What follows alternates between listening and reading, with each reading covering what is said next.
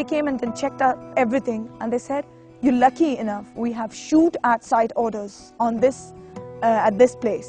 So, but somehow they managed to bring us out of that mess.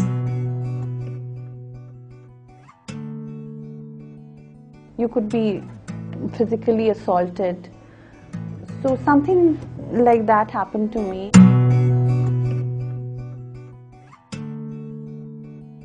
When we go into the field, say if you have to report a press conference or you have to report some protests, you may find some miscreant elements there.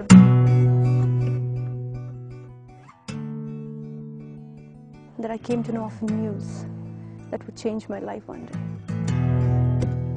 She was no more. Asya Jilani had been killed in a landmine blast.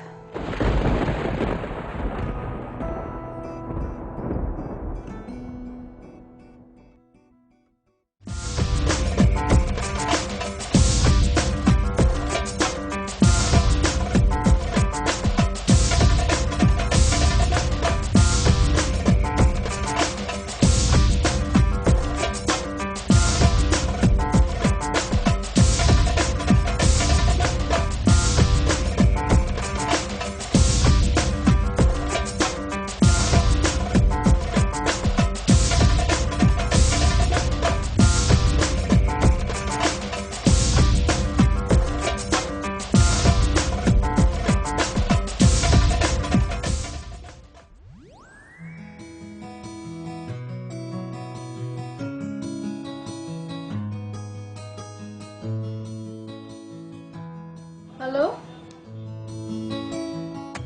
वालेकुम सलाम। हाँ यही बोल रही थी add का।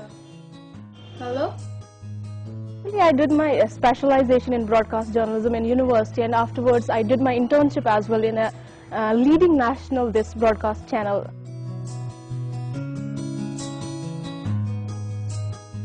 But ultimately when I came back to the valley, I landed up in print. Why print? Because this is a necessity here. You have no other option. If you want to be in the group, you want to work, you want to be a journalist, so you have to start with print no matter what your forte is. Even though मैंने specialization broadcast journalism में की है, but right now I'm working in print. It's because कि कश्मीर में अगर आप देखें तो avenues बहुत ज़्यादा नहीं हैं. यहाँ पे जो electronic media है तो वो saturation level तक पहुँच गया है, because of which you cannot the freshers cannot be accommodated. उस वजह से क्या है, जो broadcast journalists, जो नए broadcast journalism students हैं, उनको बाहर जाना पड़ता है. See, yes, this is one big problem, that we don't have that much of resources when it comes to girls, that they would join print media. They have to join print media because of compulsion, because we don't have resources. I mean, we don't have channels, and especially like people like us, we are like Kashmiris are Muslims, and Muslims have to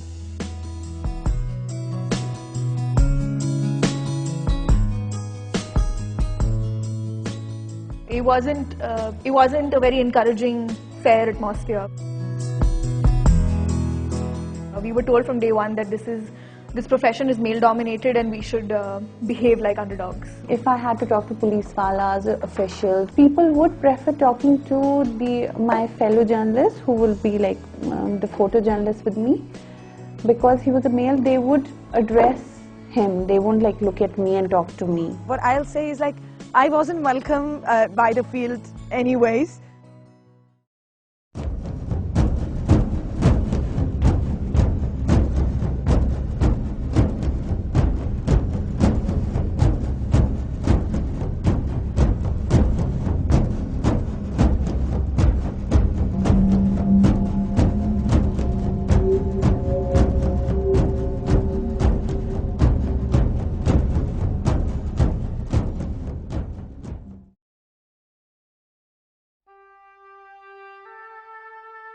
I started in 2008 because it was a lot of a hustle bustle going on around in Kashmir.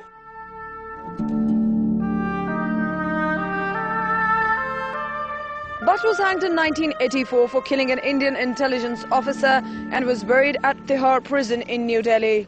According to officials, nearly 50,000 people have been killed since then. But on part of difficulties, I'll say that I've faced a lot of difficulties, be it related to time, be it related to friends, be it related to social life, and be it related to whatever. The worst of my life was at Pulwama when we were reporting elections. There was a tussle between people and the government forces, and suddenly I heard for the first time in my life bullet shots. So we were told to go some other way through a mountainous area, and we were supposed to walk. And that is one of the weirdest areas in Pulwama. They said freeze, and it was really, I really couldn't understand where's the voice coming from because it was such a hidden bunker. So they said freeze, and I was like, and they said lie down, and they said you're lucky enough, we have shoot at sight orders on this, at this place. I'd participated in an essay competition. I got a call from a girl when I had come back from my school who told me that I had won the second prize in the essay competition. I went to the office to collect my prize, and there I met Asiya Jilani.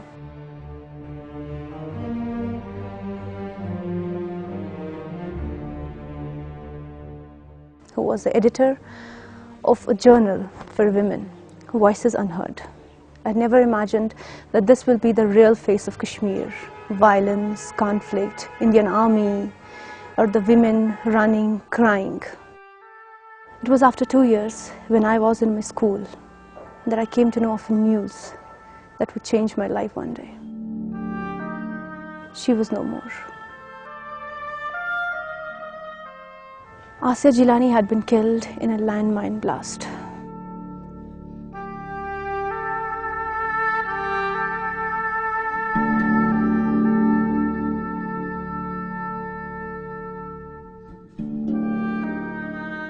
Report करना होता था तो I belong to downtown area, curfew बहुत stringent होता था तो बाहर नहीं जाने देते थे, बिकॉज ऑफ विच मैं फ़ोन पे I use to get the codes and all, बाहर तो बिल्कुल नहीं जाने देते थे.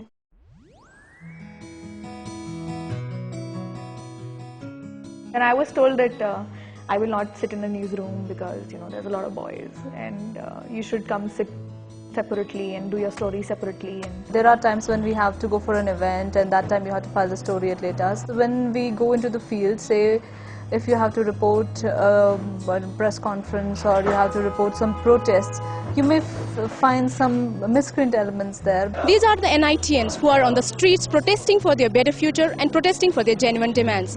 They have some 10 to 15 demands for which they are on an indefinite strike.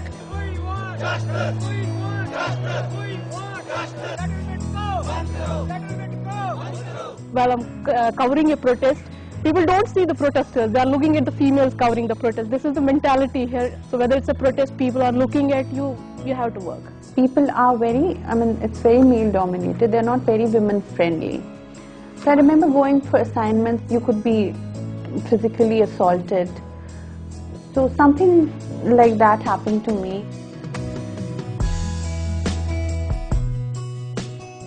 Taking the decision of becoming a journalist was not an easy thing for me. I had to face my family pressures. They were totally against me becoming a journalist.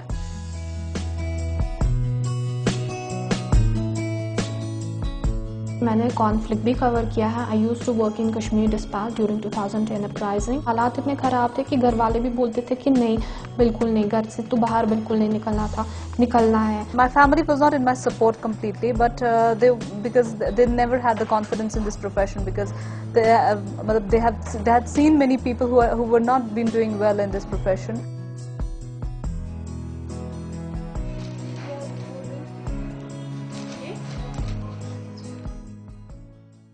Sustaining journalism is very difficult. Journalism, you are surrounded with difficulties. It's really a difficulty. There are a lot of challenges for women journalists in Kashmir. Female journalist को काफ़ी problems face करनी पड़ती है. All the bosses, all the owners of organizations should consider revising the packages here.